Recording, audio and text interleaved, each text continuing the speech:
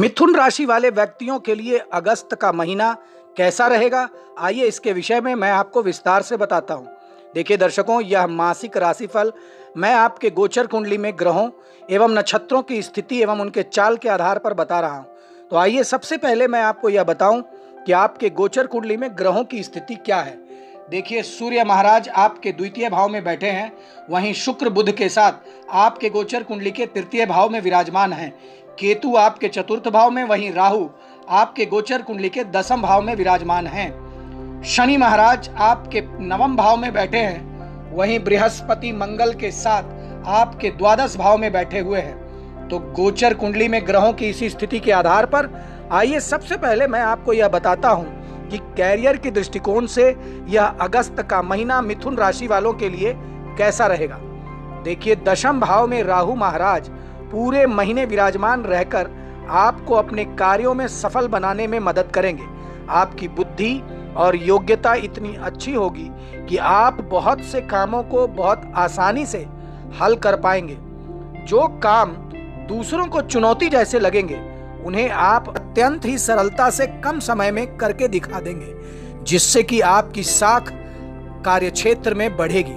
दशम भाव के स्वामी देवगुरु बृहस्पति द्वादश भाव में मंगल के साथ विराजमान रहेंगे, इसलिए आपको आपके काम के सिलसिले में एक शहर से दूसरे शहर या एक राज्य से दूसरे राज्य में जाना पड़ सकता है। काम के सिलसिले में भाग दौड़ लगी रहेगी, यात्राओं के योग बनेंगे।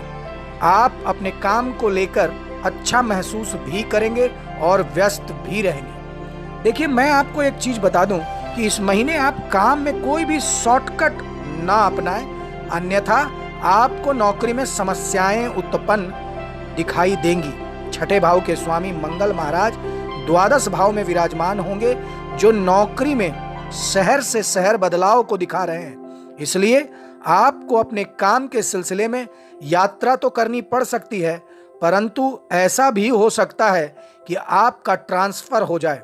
आपको अपने विरोधियों से डरने की जरूरत नहीं है, चिंतित होने की आवश्यकता नहीं है, क्योंकि मंगल महाराज सब कुछ अपने आप ही संभाल लेंगे और आपको विरोधियों के चक्कर में अटकने नहीं देंगे। अब आइए मैं आपको बताता हूं आर्थिक दृष्टिकोण से यह अगस्त का महीना मिथुन राशि वाले व्यक्तियों के लिए कैसा रहेगा। देखिए, यदि आपकी आर्थिक स्थिति को इस महीने देखा जाए तो मैं आपको एक चीज बता दूं कि आपको इस महीने अपने अर्थव्यवस्था पर थोड़ा ध्यान देना चाहिए। शनि महाराज नवम भाव में बैठकर एकादश भाव को देखेंगे और महीने की शुरुआत में सूर्य भी दूसरे भाव में और महीने के उत्तरार्ध में तीसरे भाव में होंगे, जिससे आपकी आर्थिक स्थिति थोड़ी ठीक ठाक बनी रहेगी और आपको धन के लिए किसी बड़ी कमी का सामना नहीं करना पड़ेगा। लेकिन महीने की शुरुआत में बृहस्पति और मंगल भी द्वादश भाव में होंगे, जो लगातार आपको खर्च करवाते रहेंगे।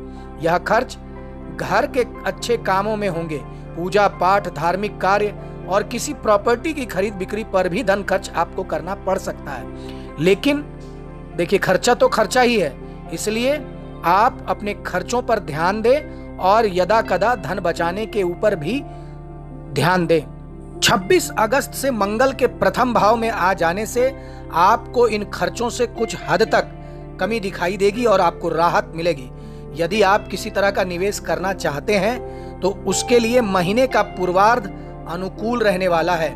इस दौरान आप सोच समझकर निवेश करें, आपको इससे आने वाले समय में अच्छा रिटर्न प्राप्त होगा।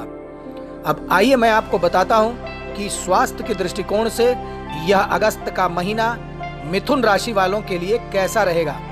देखिए, राशि स्वामी बुध शुक्र महाराज के साथ तीसरे भाव में रहेंगे, जो कि एक ठीक ठाक स्थिति है। लेकिन मंगल महाराज की उन पर पूर्ण दृष्टि होगी, जो आपके स्वास्थ्य को पीड़ित कर सकती है। इसके अतिरिक्त 26 अगस्त को मंगल महाराज आपके प्रथम भाव में आ जाएंगे और आपके क्रोध को और बढ़ा देंगे। क्रोध से आपको रक्तचाप और उदर संबंधित रोग परेशान कर सकते हैं।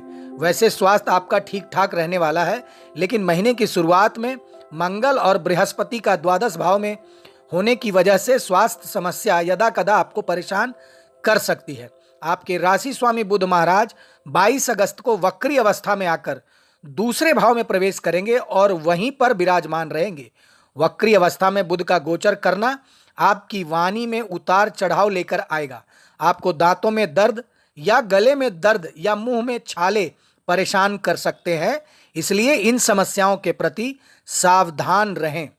अब आइए मैं आपको बताता हूं कि प्रेम और वैवाहिक दृष्टिकोण से यह अगस्त का महीना आपके लिए कैसा रहेगा।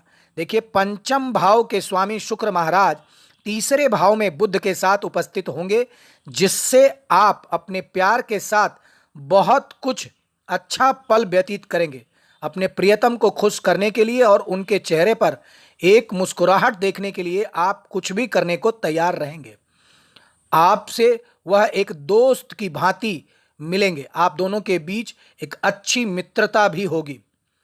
अगर आप विवाहित हैं तो आपके लिए यह महीना उतार चढ़ाव से भरा रहने वाला है, क्योंकि मंगल महाराज महीने की शुरुआत में द्वादश भाव में विराजमान रहकर सप्तम भाव पर पूर्ण दृष्टि डालते रहेंगे।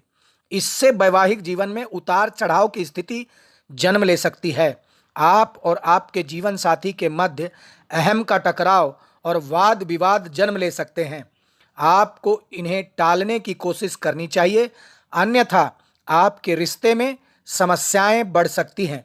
26 अगस्त को मंगल आपके प्रथम भाव में आकर पूर्ण सप्तम भाव को देखेंगे, तब स्थितियां और बिगड़ सकती हैं।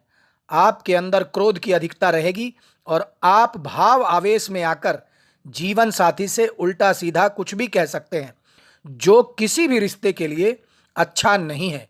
इसलिए आपको अपने क्रोध पर नियंत्रण रखना होगा, इससे बचने की कोशिश करना होगा, अन्यथा आप पूरे महीने परेशान रह सकते हैं। अब आइए मैं आपको बताता हूं कि आखिर आपको कौन से वे महा उपाय करने हैं, जिसे करके आप इस अगस्त के महीने को आप अपने लिए अत्यंत ही भाग्यशाली बना लें। देखिए, आपको प्रतिदिन गौ माता के लिए कुछ अपने भोजन में से कुछ हिस्सा निकालकर गौ माता को खिलाना चाहिए। बुधवार को गौ माता को अपने हाथों से हरा चारा खिलाना चाहिए। प्रतिदिन श्री विष्णु सहस्त्र नाम स्तोत्र का पाठ कर सकते हैं तो करें, अन्यथा अवश्य सुने। देखिए, आपको रोजाना हनुमान चालीसा का पाठ करना चाहिए।